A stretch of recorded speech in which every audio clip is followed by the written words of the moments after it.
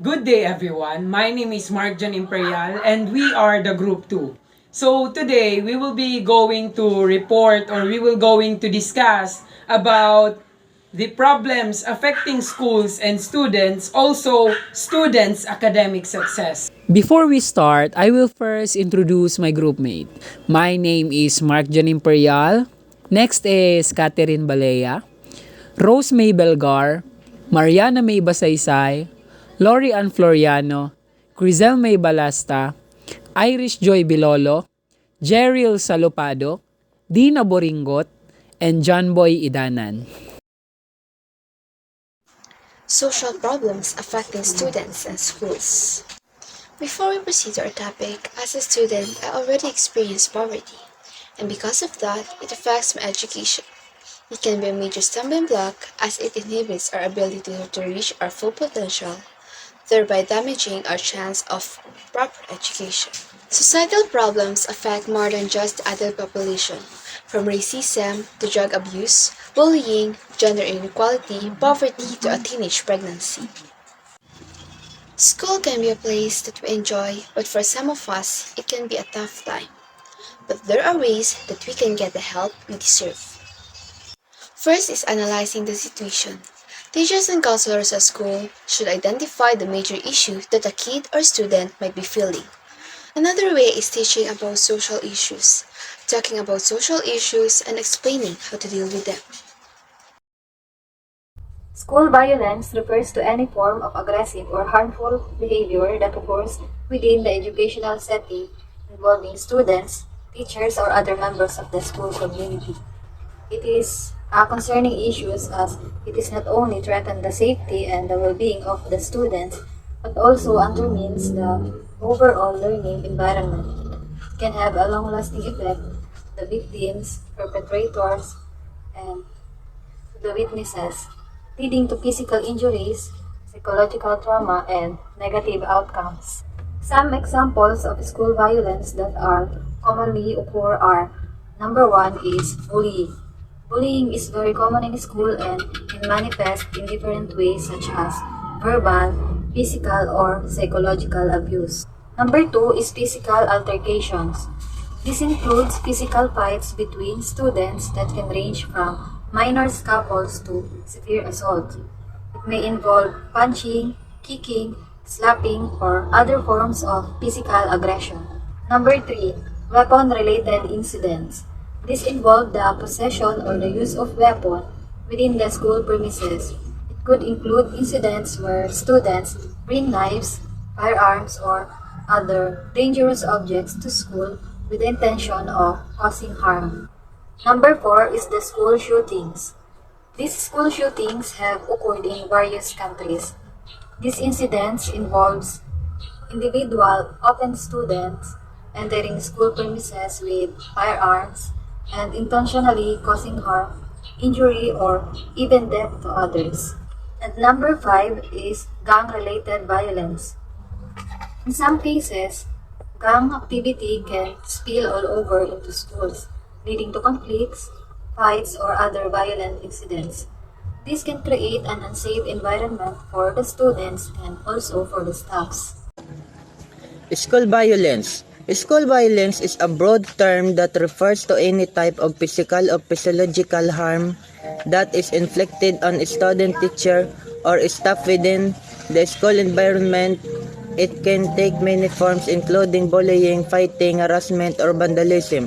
The causes of school violence can be complex, but they often involve a combination of factors such as individual factors such as mental disorder or issues, environmental factors such as hostile school climate or lack of social support, and societal factors such as exposure to violent media or a culture of aggression. School violence can have serious and long-lasting consequences for everyone involved, including physical injury, emotional harm, decreased school attendance or academic performance, and even death. In extreme cases, to prevent school violence, schools and communities should work together to create safe and inclusive environments that promote healthy relationship, positive behavior, and supportive mental health service. This may involve implementing targeted interventions for at-risk students, providing ongoing training and support for teachers and staff, and addressing the underlying causes of violence in the broader society. One petite boy gets bullied in school because of his size. His classmates sometimes punch and slap him. He just cried because he can fight back. One day, one of his concerned friends asked him to just tell the violence to their teacher, but the boy refused because he is afraid. There are examples of violence. One of these is bullying, weapon use, gang violence, fighting. So what is school violence? School violence is violence that occurs in the school setting. It describes violent acts that disrupt learning and have a negative effect on students, schools, and the broader community. There are 10 possible how to stop school violence. First, talk to your children. Second, set your clear rules and limits for your children. Number 3, know your limits. Number 4, know the warning sign. Number 5, stay involved in your child school. Number 6, join your PTA or Violence Presentation Coalition or the PTA meeting. Number 7, help to organize a community violence prevention forum. Number 8, help develop a school violence prevention and response plan. Number 9, know how to deal with the media in a crisis. And number 10, work to influence lawmakers. In conclusion, stopping schools violence requires a comprehensive approach that combines awareness, education, prevention, and intervention strategies. It is important to involve all stakeholders in the school community, including students, teachers, parents, law enforcement, and mental health professionally in creating and implementing effective strategies to promote a safe and supportive school. Number 1, personal growth and development. Academic success allows students to acquire knowledge, develop critical thinking skills, and broaden their understanding of a various subject. It helps them to grow intellectually, enhance their cognitive abilities, and foster a sense of personal accomplishment and self-confidence. Number 2, future opportunities. A solid academic foundation opens doors to a wide range of opportunities for students. Higher academic achievement provide access to a prestigious educational institution, scholarship, internship, employment prospect. Academic success is often prerequisite for a pursuing advanced degree, specialized profession, and leadership role for a various field. Number 3, skill development. Academic success involves developing a set of skills that are valuable in the academic and professional context. These skills are transferable, a highlight sought after an employer across industry. Student academic success. Student success is defined as academic achievement, engagement in educationally purposeful activities, satisfaction, acquisition of desired knowledge, skills, and competencies, persistence, attainment of educational outcomes, and post-college performance. So what is the importance of student academic success?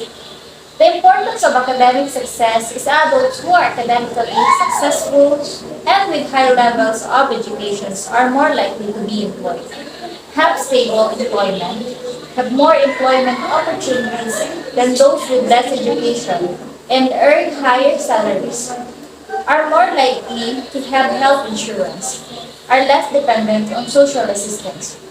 Academic achievement is important for the successful development of young people in society. Students who do well in school are better able to make the transition into adulthood and to achieve occupational and academic success. Student studying skill. Student skills are essential for a student to effectively learn and retain information. Here are some important study skills that can help students improve their academic performance. Time management, organization, note-taking, active reading, effective listening, critical thinking, memory technique, break and read, collaborative learning. Practice and review. Remember, everyone has their own unique learning style, so it is important to experiment that and find study technique that work best for you. Don't hesitate to adapt and refine your study skill based on your individual needs and preference. Study skills play an important role influencing academic performance of university students. These skills, which can be modified, can be used as an indicator on how a student would perform academically in this course of study.